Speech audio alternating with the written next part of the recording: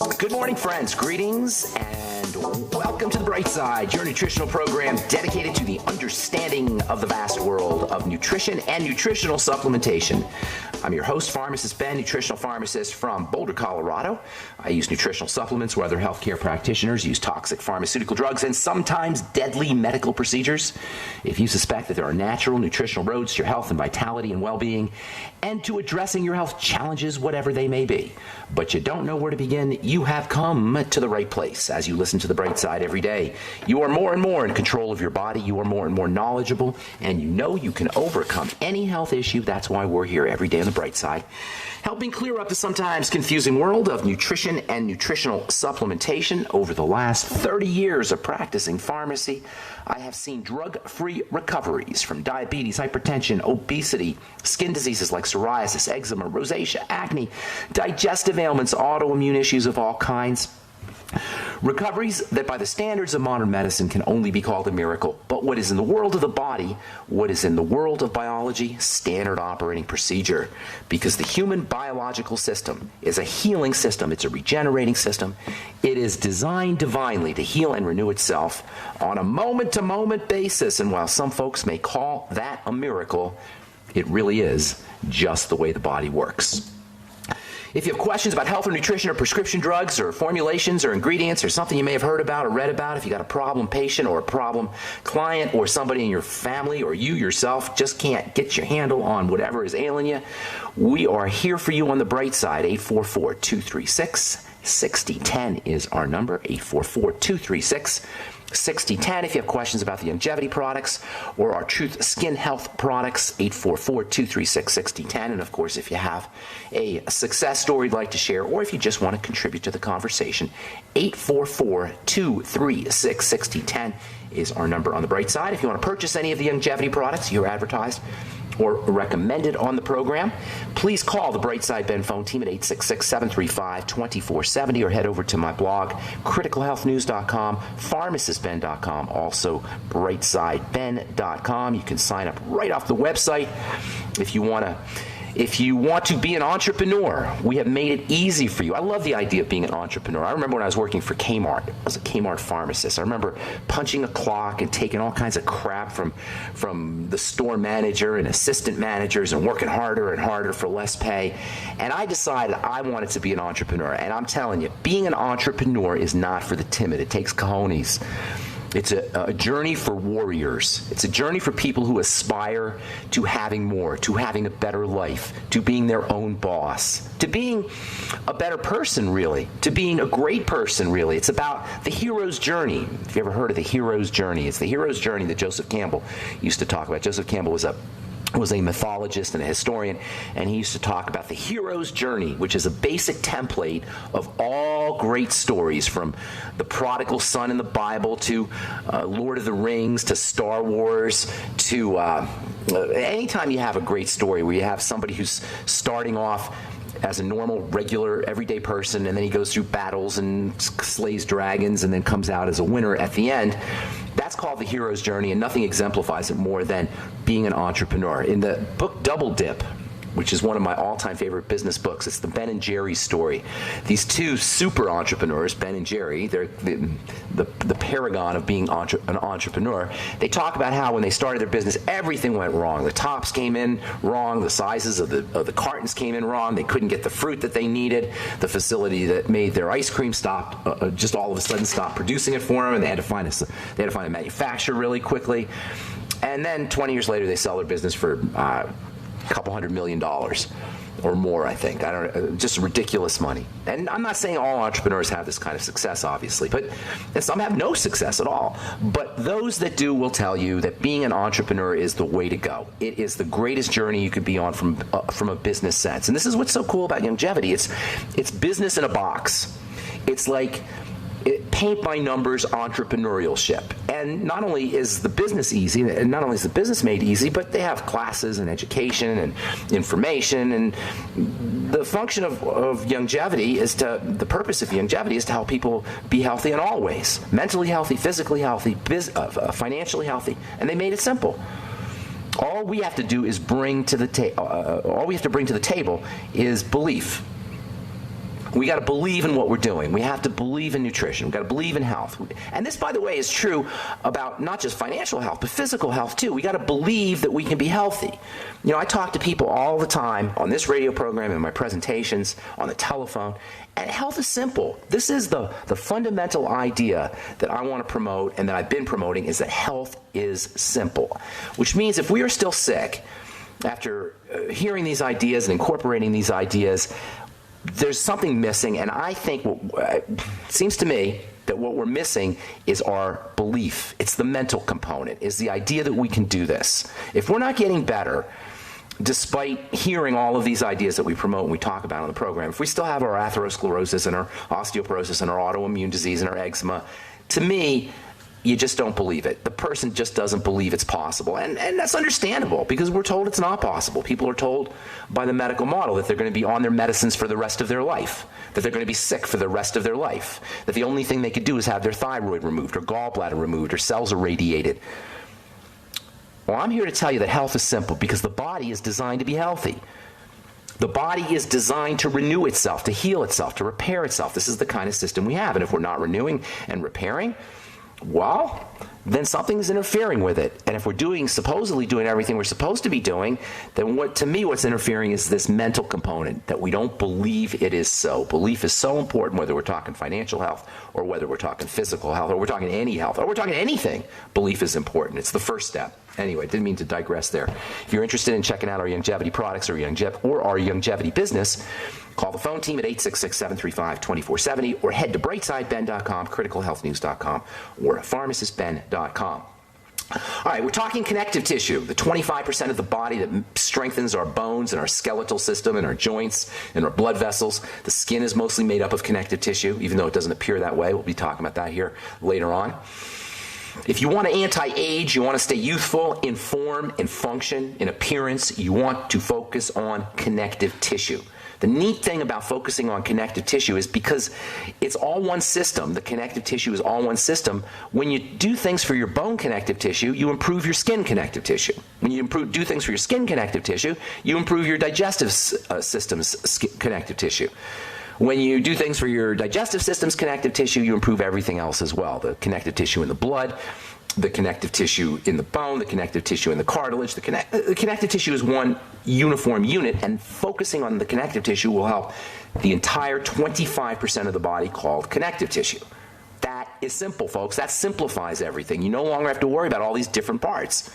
Just the connective tissue. Focus on the connective tissue, and you'll be improving the health of your bones and your blood vessels and your skin and your digestive system. And we'll talk about this here in a second, for your brain too. Did you know your brain's mostly made of connective tissue? Nobody ever tells you that. Anytime you hear the word fibrosis, you are referring to connective tissue.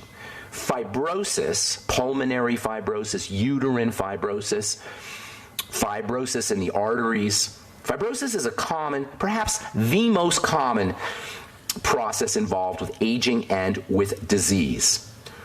Fibrosis is an excessive secretion of fibers, and this excessive secretion of fibers hardens things. It makes it difficult for fluids to flow. It makes it difficult for the body to move. The body's got to have a certain flexibility. All the parts of the body have to have a certain flexibility, and fibrosis impairs this. Wrinkles are also about connective tissue, but they're the opposite problem. They're a lack of fibers. They're a deficiency in fibers, and both excessive fibers and deficiencies in fibers are an issue. Deficiencies in fibers are responsible for prolapses. Deficiencies in connective tissue fibers are responsible for hernias. Deficiencies in connective tissue fibers are responsible for weak bones. So you got two sides to connective tissue health problems. You got too much and you got too little. You got fibrosis and you got a weakening of the fibers. Stiffening of the arteries. Heart disease is the number one killer in this country, although soon to be superseded by cancer. But for now, it's the number one killer. And guess what? In many ways, heart disease is a connective tissue problem. Hang on, we'll elaborate when we come back from our break. I'm Pharmacist Ben. You're listening to The Bright Side. We'll be back after this. All right, we are back on The Bright Side. I am Pharmacist Ben. Thank you for joining us. We're on the air Monday through Friday, 8 to 9 Pacific Time and 10 to 11 10 to 11 Central Time, and 9 to 10 Mountain Standard Time every day, 5 days a week. We've got lots of archives up at brightsideben.com and benfuchsarchives.com.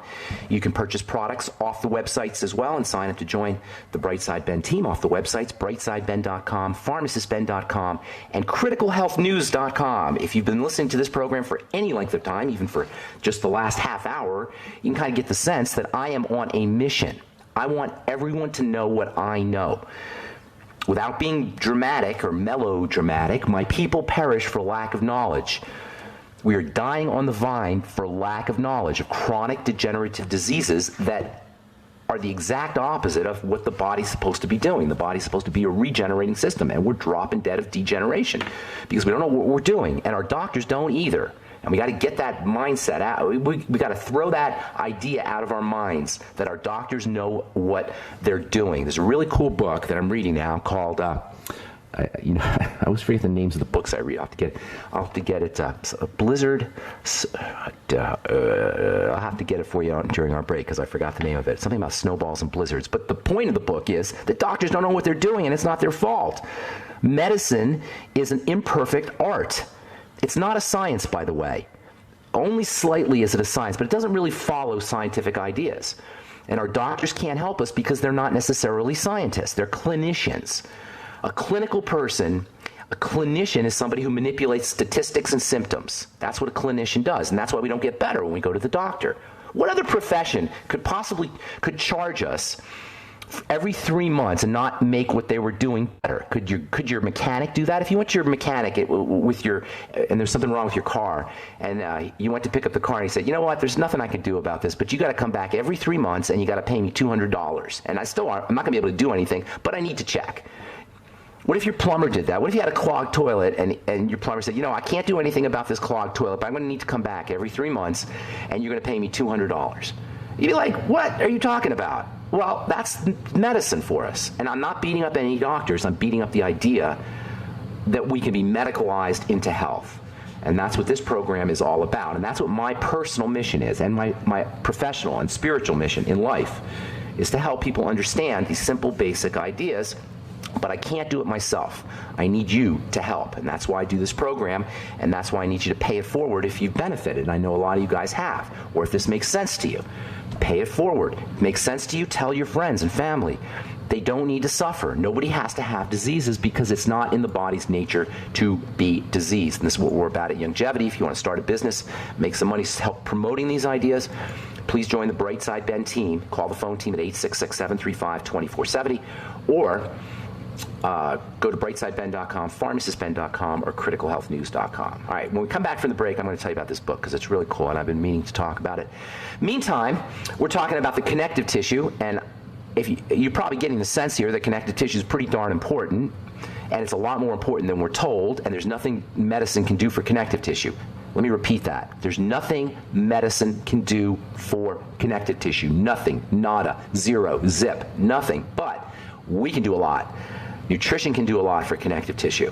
Connective tissue is involved in aging, it's involved in wrinkles, it's involved in osteoporosis, it's involved in heart disease. As we said earlier, the coronary artery disease, which is the fancy term for hardening of the arteries, hardening, i.e. connective tissue, too much fibers. Heart disease is, in many ways, or atherosclerosis, hardening of the arteries. Sclerosis means hardening. Multiple sclerosis also, by the way, is a hardening. Whenever you hear sclerosis, that means hardening, which is about the connective tissue. More than 15 million Americans, almost 16 million Americans have coronary artery disease, i.e. hardening of the arteries. 8 million of those people, more than half, have had heart attacks. 500,000, 500,000 people will die of atherosclerosis. A third of all deaths of Americans older than age 35 are heart connective tissue problems, i.e.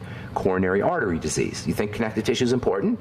You better believe it is, and this idiotic, capital I, strategy of shutting down the production of cholesterol when you have atherosclerosis is too... I can't even begin to express to you for how biochemically ignorant this idea is. Of course, now they will actually, when you have hardening of the arteries and deposits, they'll actually reroute the blood and carve you out, cut you open and take out your heart and reroute things. That's called a bypass surgery. Maybe we just need to be taking care of our connective tissue. Maybe this is why vitamin C is so important, by the way. You know, vitamin C, animals don't get heart attacks, as Dr. Matthias Rath has pointed out. Animals don't get heart attacks, and animals make their own vitamin C. And oh, by the way, vitamin C is what's called the rate-limiting step in the production of connective tissue. So, heart disease, blood vessel stiffening and thickening that occurs as we get older, that's a major cause of heart disease. Hypertension, blood clotting. These all precede the formation of plaques, by the way. Atherosclerosis precedes the deposition of plaques. The plaque is actually a combination of cholesterol and blood fats and calcium and blood proteins, all that sticks to the lining of the heart. It all follows a hardening. So atherosclerosis, cholesterol deposits, plaques, these are all connective tissue problems. Did you know the brain is made up of connective tissue? Yeah, when was the last time you heard that? The brain is mostly associated with connective tissue. 90% of the brain is made up of glial cells, G-L-I-A-L. Glial cells, the glia, as they're called, produce the brain's connective tissue. And guess what? The stuff that comes out is linked to Alzheimer's disease. Yes, Alzheimer's disease is a hardening of the brain. Just like hardening of the arteries is the cause of heart disease, hardening of the brain is the cause of Alzheimer's dementia. It's a connective tissue problem. Did your neurologist tell you that? No. They can't figure out what the heck to do. Oh, we're going to have a vaccine. Oh, we have a drug. Why can't we have a drug? We got to figure out a way to take care of Alzheimer's disease. It's a connective tissue problem. It's not a nerve cell problem. It's a connective tissue problem. The glia aren't nerve cells. They don't have that electrical thing that nerve cells have. They don't have the structure that allows them to conduct electrical energy. It's a connective tissue problem. And oh, by the way, so is Parkinson's disease. It's brain connective tissue. I was just reading an article this morning here. Let me see if I can find the darn thing about Parkinson's disease. Oh, I got all kinds of good articles here. Glia. This is from Movement Disorders, January 2011, the journal Movement Disorders. Glia, this is a headline, glia, initiators and progressors of pathology in Parkinson's disease. That means the glia, the connective tissue cells in the brain, started and caused the progression of Parkinson's disease. Tell your neurologist to go to the library and read Movement Disorders, January 2011. You don't even need to do that because he can't do anything about your connective tissue, but we can. We've been talking about N-acetylglucosamine, we talked about vitamin C, we talked about more protein, we talked about being careful with sugar. One of the big problems with sugar is that it destroys connective tissue. It interferes with connective tissue. That's why Alzheimer's disease is type 3 diabetes. Among other things, it's got other problems associated with it. Oh yeah, the glucogel caps, yes, we market that as an arthritis product, but because it helps you build connective tissue, it can help you with your Parkinson's disease. And it can help you with your Alzheimer's disease. You see how powerful nutrition is. Who would have thought that my arthritis supplement is going to help me with my dementia? But because of the nature of nutrition, you take your nutritional supplement for one thing, and all connective tissue improves. All right, I'm Pharmacist Ben. We'll take a break and come back with more good health information on the bright side. 844-236-6010 is our number. We'll be back after this.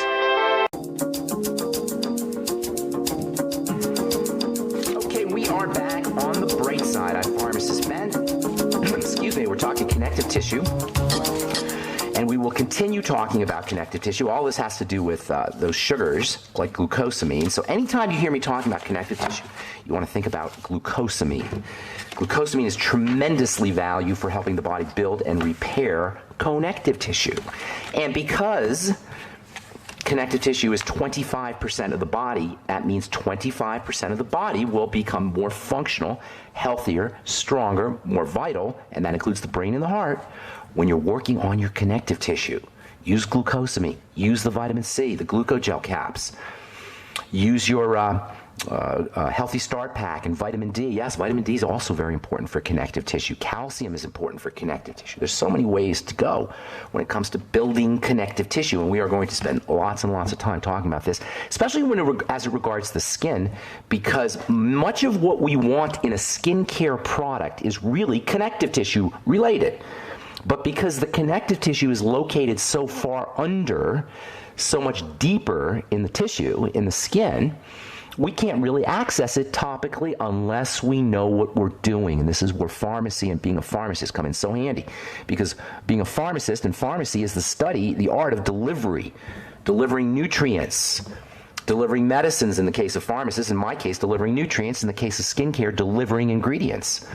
This is what my Truth Skin Health products are, by the way, truthtreatments.com. They're not ordinary products. They're ways to deliver connective tissue building substances to the dermis, to where the connective tissue is. That's the science and art of doing skincare, formulating products.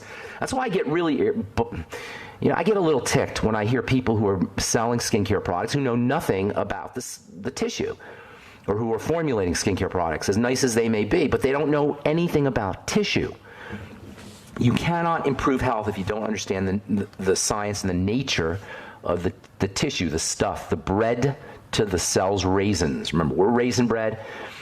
All disease is cell disease, but it doesn't show up as cell disease. We don't see it as cell disease. We see it as degraded bread. Whether we're looking at wrinkles or whether we're looking at the characteristic stooped over position or stooped over stature that older folks have, or whether we're dealing with atherosclerosis or dementias or Parkinson's disease, all of these are manifestations of connective tissue. Anyway, we'll talk about this a lot here in the coming days. From where's this from here? Scientists from the Gladstone Institute of Neurological Disease, GIND, the University of California in San Francisco and Stanford have discovered that collagen may protect the brain against Alzheimer's disease. How fascinating is that? Collagen being connective tissue. Yes, eat collagen. The secret to the bone soup, or one of the secrets to bone soup, is you're eating connective tissue. You can get cartilage supplements. You can use my bone broth protein. That's a source of connective tissue proteins. And of course, collagen supplements can do the same thing. Scientists have discovered that a certain type of collagen protects brain cells against fibrosis, which are amyloid proteins. Amyloid proteins are fibrosis, by the way. If you're a vegetarian, I'm sorry to say you're out of luck. You can't do it. You can kind of imitate it. There's ways to use mushrooms. Mushrooms, as we've said, are a cross between the animal kingdom and the plant kingdom, so use mushrooms. That's going to be your best bet. You can take amino acid supplements. That's another good thing to do if you're a vegetarian. If you're not a vegan, you can use whey protein supplements and egg. But by far and away, cartilage and collagen are the best ways to get connective tissue supplements into your system. 844-236-6010 is our number. Let's go to Oregon and welcome Mary to the bright side. What's up, Mary?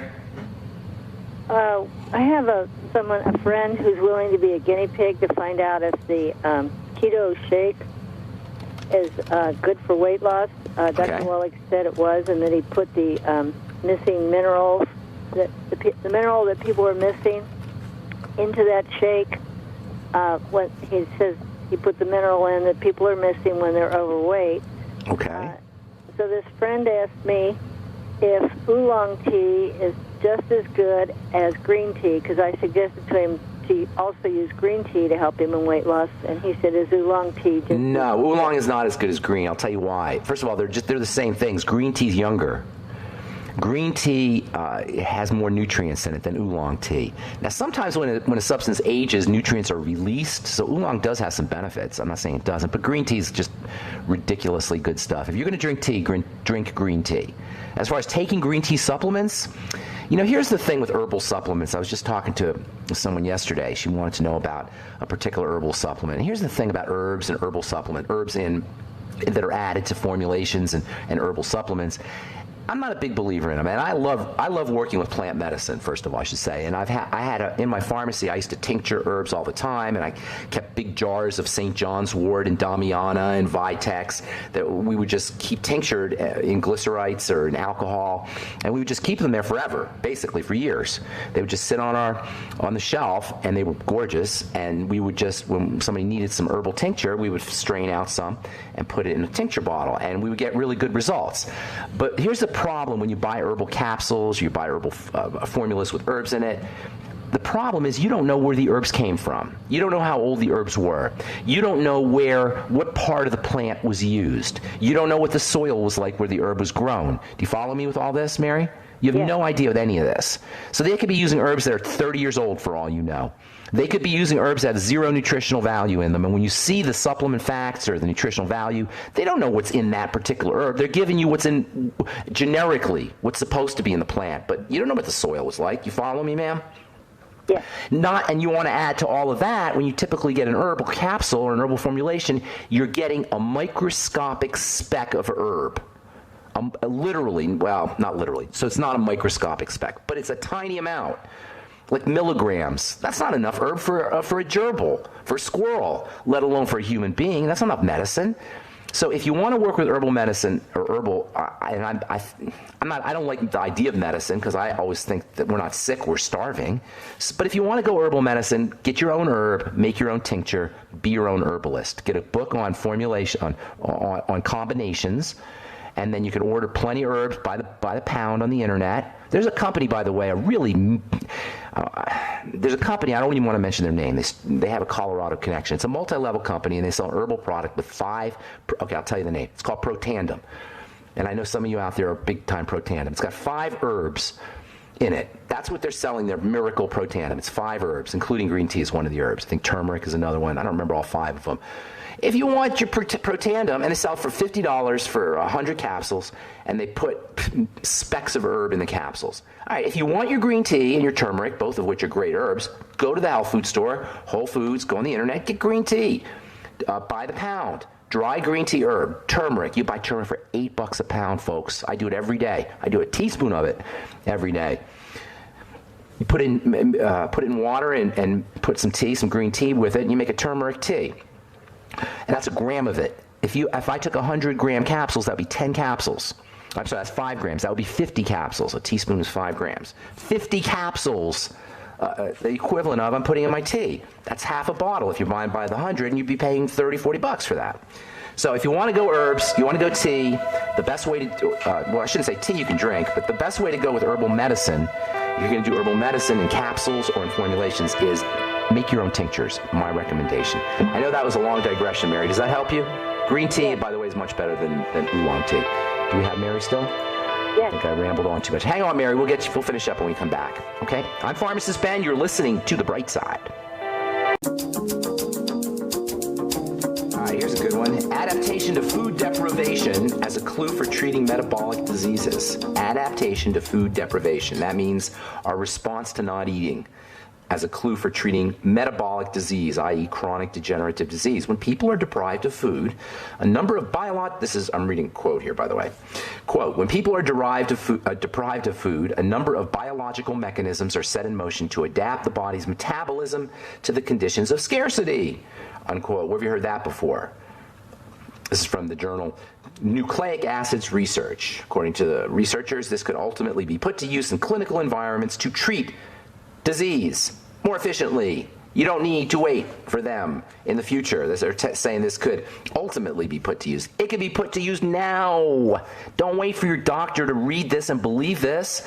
Why do you want to wait for the belief system, the meme, the mind virus, the dogma that's in our culture to finally get the science, to finally be in tune with the science? The science moves way faster than the meme, than the virus, because institutions are set up to leverage and exploit the meme, and they don't want to die, i.e. pharmaceutical companies and your doctor and your specialist and your surgeons. They're living on an old meme. They don't want to adjust their meme. They don't want to, so they infect us because they don't want to adjust our meme because they'd have to go get a real job because we would need them. Adaptation to food deprivation could treat metabolic diseases. This is in the journal Nucleic Acids Research from last week, and guess what? You're not going to hear about it from the mainstream medical model for 20 years or 10 years. You want to wait 20 years to get the science? That's what we're about here in this program, by the way.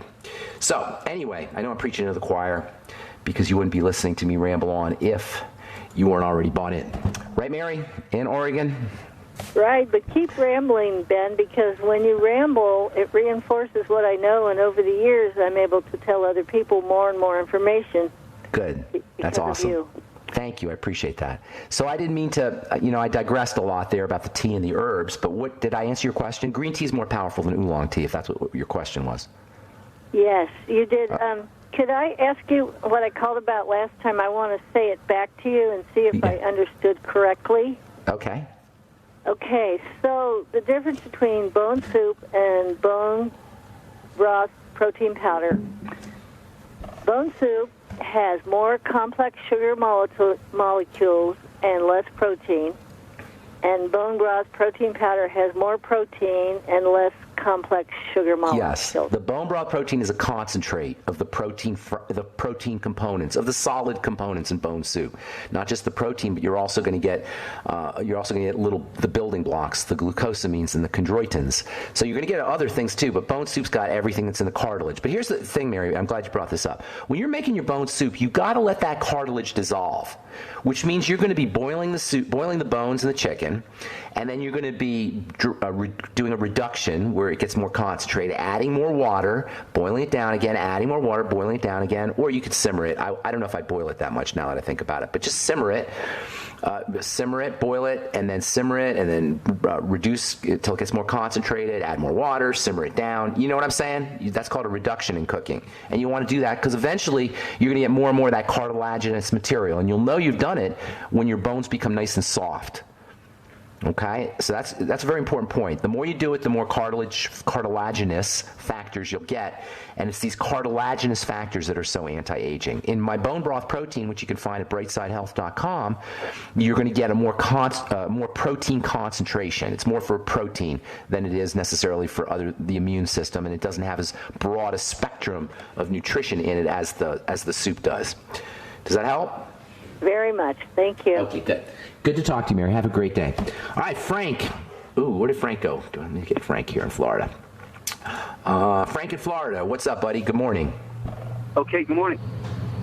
So I've been on the BGT for 6 months, and I've had some good results with it. I just went for my yearly physical, and we did some blood work, and I got the blood results back from Quest. When my doctor received them, he called me right away and said, get off that supplement. Your B12 is way elevated. And he's a bonehead. Scale. No, I'm sorry. I cancel that. I'm sorry. That just came out. It was a reflex. First of all, you're getting a speck of B12 in the Beyond Tangy Tangerine. That's not going to change your B12 levels. You got to go crazy on B12 to have an effect on B12 blood levels. Here's the thing, though. It's definitely something you want to note, and he should be smart enough to know that could be something with your circulatory system, something with your blood cells, possibly something with the liver. That's where you really want to be focusing here. A B12 elevation in the blood doesn't mean you're getting too much B12, by the way, in the cells. The blood is supposed to deliver it into the cells, but elevations can actually mean that you're not getting enough B12. You follow me, Frank? It's not getting into the cells. Your cells aren't picking it up. It's staying in the blood. Does that make sense? Yeah. So functionally, you may be deficient in B12. Tell that to your doctor. So tell him, just don't tell him I say anything. Just ask him. He'll think you're really smart. Say, couldn't that mean that maybe my cells aren't getting the B12 and maybe I'm functionally deficient? Do you see what I'm saying, Frank? Yeah. So your problem is not that you're taking too much B12, it's that it's not getting into the cells. Now, can you get too much B12 theoretically and have it elevated? Yes, theoretically, but that's not where your problem probably is. It's probably in the fact that, number one, your body's trying to make more cells. When your body tries to make more red blood cells, it'll increase B12 release from the liver. Now, why would your body try to make more red blood cells, or blood cells, white blood cells too? First of all, cancer can do it, but I'm going to assume that's not the case. More than likely, it's because you're not getting enough oxygen. When your cells aren't getting oxygenated, one of the mechanisms that the body uses to improve oxygenation is to make more blood cells. You with me? Yeah. So you're making too many blood cells. That's the first thing to think about. Now, there could be other things too. It could also be involving the liver. It could be involving, probably the liver is, most likely it's the liver, but it has something to do with the blood. Do you have any other symptoms?